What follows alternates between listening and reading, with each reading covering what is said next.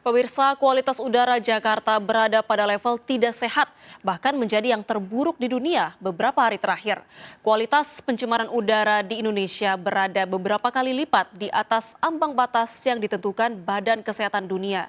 Kondisi tersebut tidak bisa dianggap sepele karena dapat memicu penyakit pernafasan serius dan bisa berujung kematian. Mengapa kualitas udara di wilayah Jakarta kian memburuk dan apa saja yang telah dilakukan pemerintah untuk mengatasinya? Berikut liputan khas Flogansa, polusi udara kepung ibu kota bersama Camar Haenda.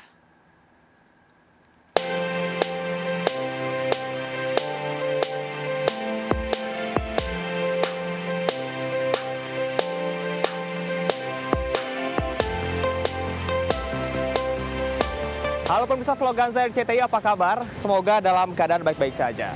Tapi nih pemirsa, saat ini Jakarta sedang tidak baik-baik saja karena polusi udaranya semakin memburuk. Bahkan nih pemirsa, Jakarta menjadi kota paling berpolusi di dunia. Untuk Jakarta dan sekitarnya, ini berada pada level orange yang mana melebihi ambang batas berdasarkan IQR ataupun juga indeks kualitas udara dari WHO. Bahkan di bulan Agustus saja ada level tertinggi, yakni pada angka 156 yang tentunya sangat berdampak negatif, utamanya terhadap kesehatan. Lantas sebetulnya apa penyebab dari polusi udara di Jakarta? Kita cari tahu.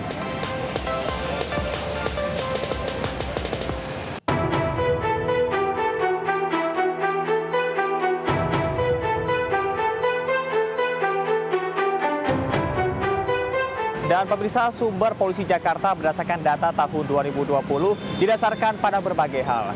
Yang pertama adalah sumber dari transportasi dengan angka tertinggi 67,04%.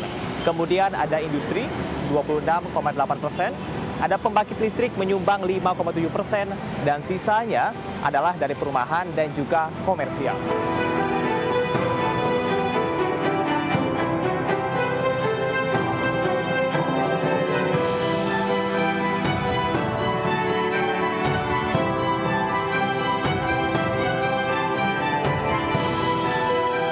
Lantas apa saja langkah yang sudah dilakukan oleh pemerintah untuk bisa mengatasi polusi udara di Jakarta?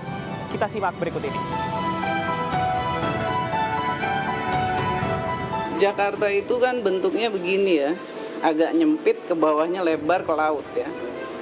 Secara geomorfologi itu namanya kipas aluvial. Di pinggir-pinggirnya, kan dia nyempit begini kan bentuknya begini nih ya, kayak kipas. Pinggir-pinggirnya itu perbukitan bergelombang, ada yang tajam. Nah, daerah-daerah seperti ini secara teori itu ketika ada polusi dari bawah datang ke atas itu bergeraknya tidak mudah. Karena dia kehambat oleh tekanan angin-angin dan lain-lain yang dari perbukitannya. Nah, kadang-kadang karena hambatan itu hujannya nggak nyampe jatuh di Jakartanya, jatuhnya udah keburu jatuh di laut, gitu. Ya itu secara teori, sehingga kota-kota seperti ini itu menjadi tidak mudah. Apalagi di Jakarta banyak gedung tingginya. Hari ini kami menugaskan ada 6 tim, ya kalau nggak salah kita akan pergi kepada 8 lokasi, ya, di sekitar pertama adalah Jakarta, kemudian di Bogor, kemudian juga di Bekasi dan juga di Kerawang, perbatasan Bekasi dan Kerawang. Fokus kita lebih ke PLTU atau yang lain, Pak? Fokus kita adalah kita melihat kepada sumber-sumber emisi yang berpotensi menyebabkan permasalahan polusi udara di Jakarta ya. Pertama kami sampaikan, kami melakukan pengecekan, pengawasan di lokasi-lokasi yang mempunyai PLTU. Ya, ada beberapa industri ya juga mempunyai pembangkit tersendiri kan, PLTU, industri kertas maupun industri semen.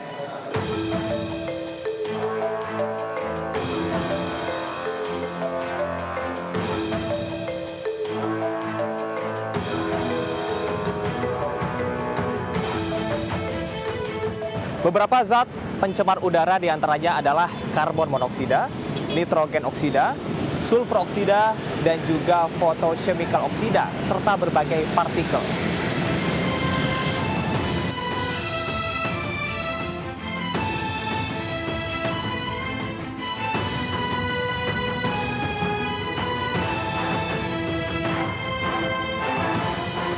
Nah, pemirsa, sekarang kita akan mencari tahu bagaimana dampak yang terjadi kepada masyarakat dan bagaimana sebetulnya tanggapan mereka terkait dengan polusi udara yang terjadi di Jakarta saat ini. Saya sudah bersama dengan salah satu warga Jakarta. Halo, dengan Mbak siapa, Mbak? Hai, aku Kristi. Oke, Mbak Kristi. Mohon maaf ganggu waktunya ya. Iya, nggak Mbak Kristi, apa-apa. sekarang kan polusi Jakarta lagi buruk-buruknya. Iya, benar. Udah ngerasain belum sih dampaknya seperti apa? Iya, aku ngerasain polusi di sini makin kerasa ya. Kadang kayak habis dari kerja batuk-batuk, terus udah kayak gitu. Aku ngeliat langitnya udah nggak sebiru dulu ya. Kalau misalnya kita bandingin dengan tahun-tahun sebelumnya. Oke. Kira-kira udah ngerasain belum sih efeknya? Kalau Lebih efek panas sih gitu. belum sih ya. Cuman ya mungkin orang lain seperti balita atau yang lainnya mungkin udah ngerasain. Oke. Tapi kalau Mas Danu lihat cuaca sekarang gimana sih? Panas nggak? Cuaca teduhnya teduh polusi mungkin ya. Udah polusi. Oh, gitu. Oke. Sekarang kan lagi rame banget polusi udara di Jakarta lagi buruk-buruknya. Udah ngerasain belum sih dampaknya? Udah sih, kebetulan lagi agak-agak sedikit flu, tenggorokannya agak nggak enak ya, gara-gara polusi di sini juga mengganggu aktivitas sama sekali. Cuma mungkin bagi orang-orang yang suka olahraga pagi itu agak-agak nggak enak kali ya polusinya, karena nggak seger udaranya gitu.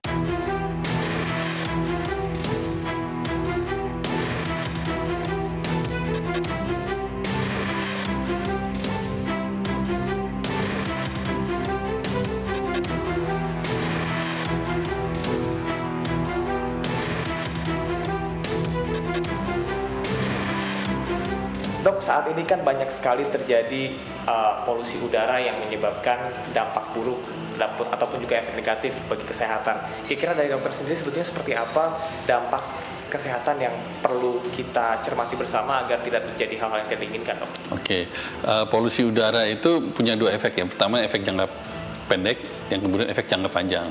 Kalau efek jangka pendek karena dia merusak di epitel di saluran nafas, jadi kita punya pertahanan tubuh yang disebut epitel itu rusak, jadi kuman gampang masuk. Nah, ketika kuman gampang masuk, mudahlah terjadi infeksi seperti ISPA yang sekarang jadi pembicaraan, dia ISPA-nya meningkat. Kemudian kalau pada anak-anak itu dewasa itu bisa jadi pneumonia, itu yang radang paru yang berat, cukup berat, dan itu bisa menimbulkan kematian. Hal-hal yang berkaitan dengan dampak kesehatan, tentunya kita juga concern tentang kesehatan anak. Biasanya anak-anak nih rentan terkena apa nih, dok, kalau misalnya ada polusi udara?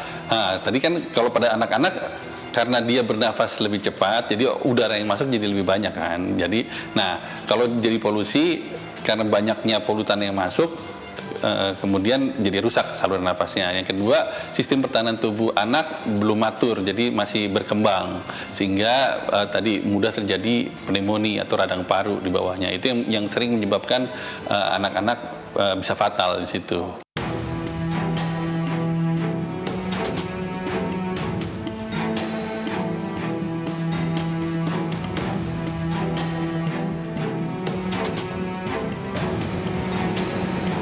Efek polusi dan juga pencemaran udara dapat berdampak negatif utamanya terhadap kesehatan.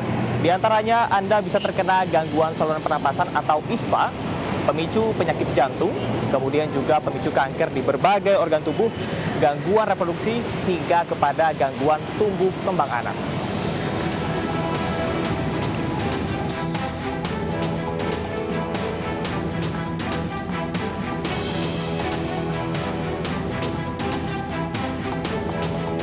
Polusi udara kian memburuk dari hari ke hari dan sudah terjadi selama bertahun-tahun meskipun pemerintah sudah melakukan berbagai macam hal untuk bisa mengurangi polusi di Jakarta.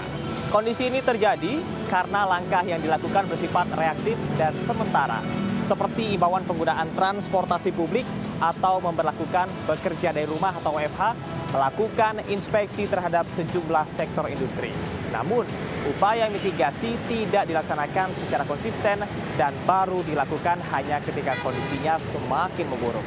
Padahal, pencemaran udara tidak hanya mempengaruhi kesehatan fisik, mental, dan reproduksi manusia, tapi masa depan sebuah bangsa.